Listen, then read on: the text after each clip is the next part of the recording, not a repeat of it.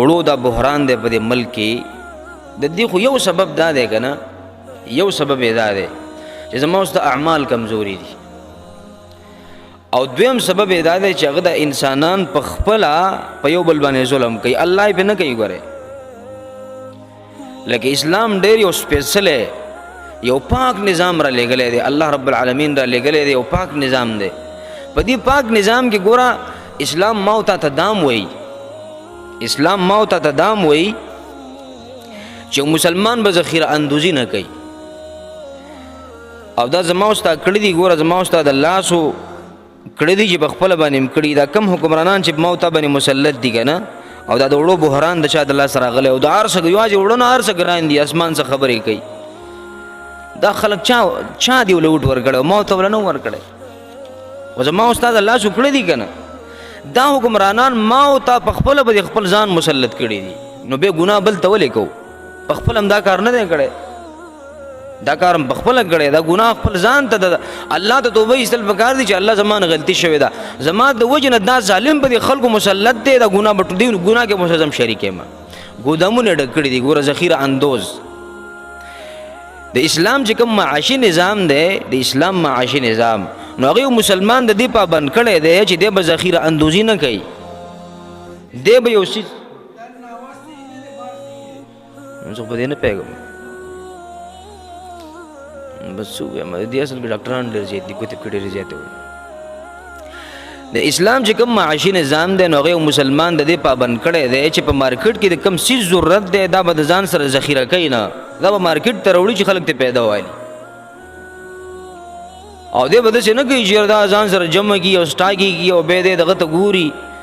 ریټ ته ګوري چې هر مارکیټ کې ریټ په کم ځای کې خبرې کوي نو چې کله ریټ سیوا شي ډیمانډ سیوا شي او څیز نشته په مارکیټ کې نو ظاهره خبره د قیمت بیا پورته کېږي که نه چې اوس مثلا د خلکو ډیمانډ کم دی او مارکیټ کې څیز د سیاب دی نو ظاهره خبره د هغې ریټ کمیږي خو چې د خلکو مطالبه او ډیمانډ ډېر شو او په مارکیټ کې څیز شته نه دی نو ظاهره خبره د هغې قیمت پورته ځي بیا که نه نو دا ذخیره اندوزه طبقه د مسلمانانو دا ظالمان دغسې وکړي چې دا څیزونه د مارکیټ نه غایب کړي ویلي ګودامونه پرې ډک کړي نو چې مارکیټ کې کله څیز کم شي نو ظاهره خبره د ریټ چوت شي نو چې کله ریټ چوت شي نو بیا لږ لږ روباشي په خلکو باندې خرڅوي د خپل جیب د ګرمولو دپاره ټول مسلمانان په مشکل کې واقع کړي یو ځل په مدینه کې د نبی صلی الله علیه وسلم په زمانه کې د څیزونو قیمتونه سیوا شوي نو صحابه کرام راغله او نبی علیه صلات وسلام ته ویل الله پیغمبر ته زمونږ دپاره یو نرخنامه ولیکه چې موږ په دې بازار کې ولګو خلک د هغې مطابق څیزونه خرڅوي نبی علیه صلات وسلام ورته ووی او وی فرمایل چې دا نرخونه چې په تاسو باندې مقرر دي نو دا زه نشم مقررولی ګورې ان الله هو المسعر دا ریټونه خو د الله د طرف نه راځي دا نرخنامې دا خو زما او ستا د اعمالو مطابق په دې بازار کې د څیزونو نرخونه اوچتېږي او ښکته کېږي که اعمال زما او ستا برابر وو د څیزونو نرخونه به ښکته راځي او که اعمال زما او ستا خراب وو نو د هر څیز ریټ به پورته ځي نرخونه به سیوا کېږي او دویم حدیث کې دا راځي چې نبی صلی الله علیه وسلم ته فرمایل چې ان السعر غلاؤه ورخصه بيده الله د دې څیزونو دا ګرانېدل او ارزانېدل دا خو د الله په لاس کې دي زما په لاس او اختیار کې خو نه دي او انی اريد ان القى الله وليس لاحد عندي مظلمه يطلبني بها ها زه د الله نه دا دعا غواړم چې الله زه تعالی په داسې حالت کې درشم چې ما د چا سره ظلم زیاتی نه کړی چې ستا په دربار کې یو کس په ما باندې شکایت وکړي نو زه به انصاف فراهم کوم تاسې ته خدا د څیزونو ګرانېدل او ارزانېدل الله پیغمبر الله زما په لاس کې نه دي دا خو د الله د طرف نه دي تاسو الله ته رجوع وکړئ رب العالمین ته وجاړئ او بیا د هغې نه پس نبي صلی الله علیه وسلم به چې خطبه فرمایله نو په خطبه کې څومره ترغیب دې خبره کې ورکړه چې نبی علیہ الصلوۃ والسلام فرمایل چې الجالب مرزوق والمحتکر ملعون کم انسان چې په مارکیټ کې د کم څیز د مسلمانانو ضرورت دی او دغه څیز را پیدا کوي او مارکیټ ته راوړي دې لپاره چې مسلمانانو ته اساني پیدا شي مسلمانان په مشکل کې واقع نشي نو دې انسان له الله حلال رزق ورکوي د په مال کې به الله برکت اچوي او دا انسان د الله خوښ دی او کوم انسان چې احتکار کوي د مارکیټ نه څیز غایب کوي د دې لپاره چې ریټ ته وساتي چې ښه ریټ پرې راشي او زه بیا خرڅ کړم او ډېره ګټه وکړم اگر که مسلمانان په مشکل کې دي اگر که مسلمانان په قطارونو کې ولاړ دي او په ګنټو انتظار نه پس ورته یو تروړه وړه میلاویږي. خیر دی مسلمانان دې ذلیل شي. نو نبی صلی الله علیه وسلم فرمایل چې دغه ذخیره اندوز دا محتکر په د باندې د الله لعنت دی. ګوره د الله د رحمت نه لري وجوده دی.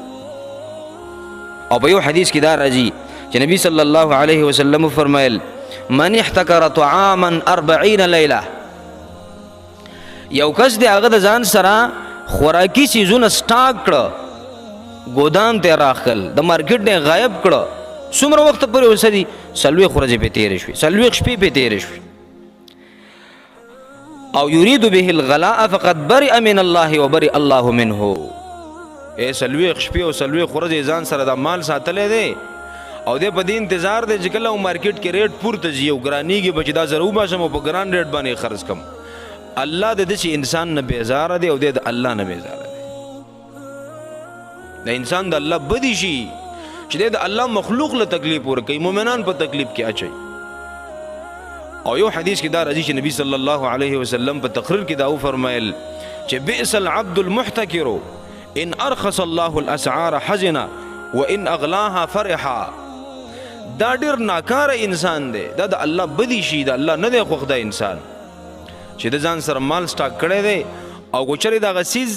ریټ ښکته راشي نو دی خفه شي او چې کله ریټ ګران شي او پورته لاړ شي نو دی خوشحاله شي. ګوره خپلې پیدې راغستی، مسلمان پیدې نه دی راغستی، ځکه د مال سټاک کړی دی نو که ارزانېږي نو هلته په ده باندې تاوان راځي. خیر دی که مسلمانانو ته سهولت راشي خو زه تاوان نه بچ شم، دا څنګه مسلماني ده؟ او که چېرته دغه څیز ریټ سیوا شي نو دی خوشحاله شي، خیر دی مسلمانان دې وسوځي په اور کې خو زما څیز چې ګران خرڅ شي، دا څنګه مسلماني ده؟ نبی صلی الله علیه وسلم چې په دنیا کې کم معاشي نظام پرېښی دی نو هغه ګورې د داسې خلکو حوصله افزایي نه کوي کم خلک چې ذخیره اندوز دي. او بیا نبی صلی الله علیه وسلم فرمایلی چې یو مسلمان داسې کار وکړي که نه چې دی د مارکیټ نه څیز غایب کړي، د خوراک څیز دی او د مسلمانانو ضرورت دی 40 ورځو پورې 40 ورځې مسلمانانو په تکلیف کې تېرې کړي او 40 ورځې پس دی د مال راوالي او ټول د الله په نوم صدقه کړي. نو نبی علیه صلات وسلام وایي په دې باندې د هغه ګناه الله نه معاف کړي چې مخکې کړې ده. دا 40 ورځې چې مسلمانانو وسوځول او مسلمانانو په تکلیف کې کړه نو که 40 ورځې پس دی راولګي او دغه ټول مال د الله په نوم صدقه کړي او د الله پیغمبر وایي د مخکني ګناهو ته به معاف کړي. دا 40 ورځې د کومه ګناه کړې ده، دومره خطرناک کار دی. او دا زما استاد الله سو کړی دی. ګوره دغه حکمرانان چې دا ګودامونه د غنمونو ډک کړي دي، ما بلو یو وزیر و زمونږ د علاقې، هغه ته ما ووی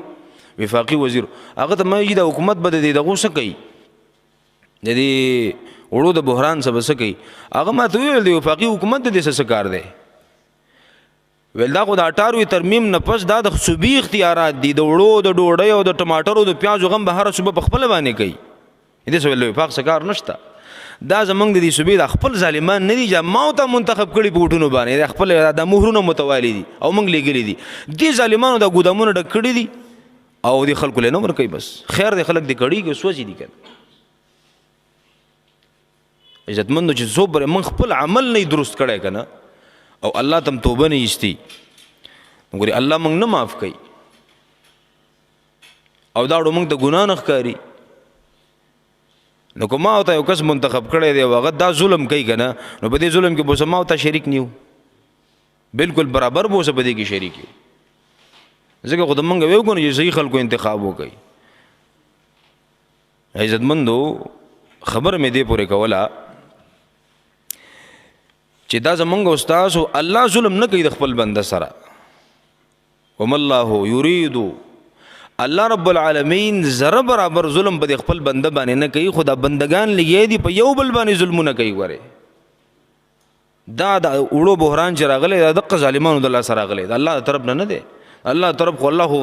غنم ورکړي دي او دا لوی لوی ګودامونه د سرکاري ډک دي، خو چې دا سرکار یې دله نه درکوي نو څه کوو؟ اوس